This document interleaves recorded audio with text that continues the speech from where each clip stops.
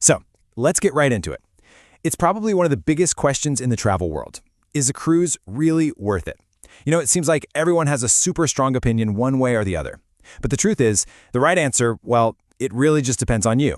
So today, we're going to break down all the pros and all the cons to help you figure out if one of these floating resorts is your perfect getaway. And hey, if you've been asking yourself this exact question, you are definitely not alone. It's a classic travel dilemma. That's why we're going to look at both sides of the coin here so you can feel really confident about the choice you make for your next trip. First up, let's talk about the big appeal of cruising. What makes millions and millions of people choose to hit the high seas for their vacation year after year? Well, it pretty much boils down to this amazing mix of value and just pure convenience. Okay, this right here, this is probably the #1 reason people totally fall in love with cruising. Just imagine this. You wake up in the Bahamas one morning and the very next day, you're in Cozumel. And you did it all without ever having to pack up your suitcase, check out of a hotel, or deal with an airport. Your hotel room literally travels with you. It's a dream come true for anyone who loves seeing lots of different places, but, hates the actual hassle of travel days. Now, let's talk about value, because this is huge. If you're on a regular land-based vacation, every single meal, every show, every activity, it's a separate cost, and man, does it add up fast. But on a cruise, all of this stuff is usually baked right into the price you pay up front. You can eat at a bunch of different restaurants, see a new show every single night, and keep the kids busy, all without constantly reaching for your wallet.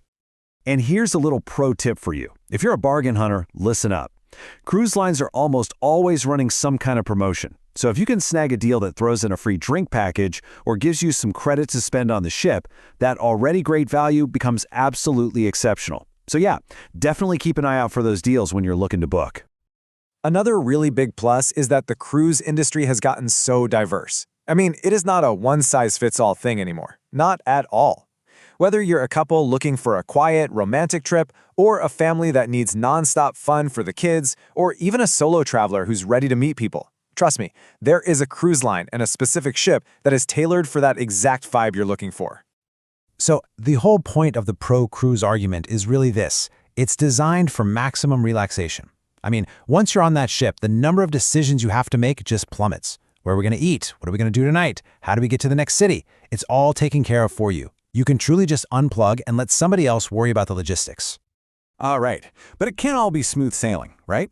For some folks, the very things that make cruising so relaxing can actually feel, well, kind of restrictive. So now let's flip the coin and look at the potential deal breakers, the reasons a cruise might not be the vacation for you. Okay, so if you're the type of person who loves spontaneity, who really can't stand crowds, or someone who wants to spend weeks just soaking up a single culture, a cruise might feel pretty limiting.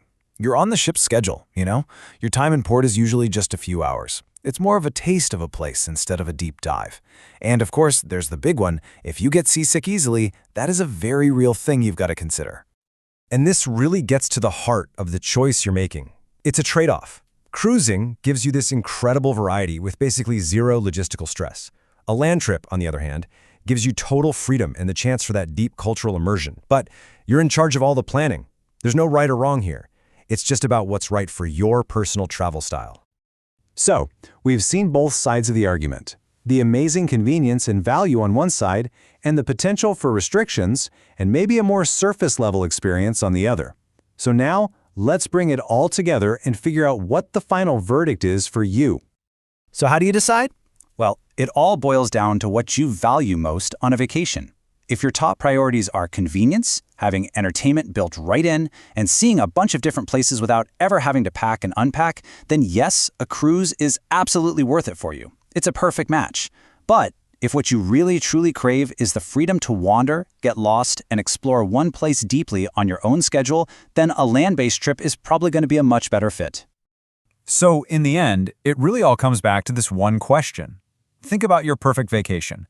Is it about seeing as much as you possibly can with total ease, or is it about having the complete freedom to build your own adventure from the ground up? Your answer to that question will tell you everything you need to know about whether your next booking should be for a stateroom on a ship or a room in a hotel.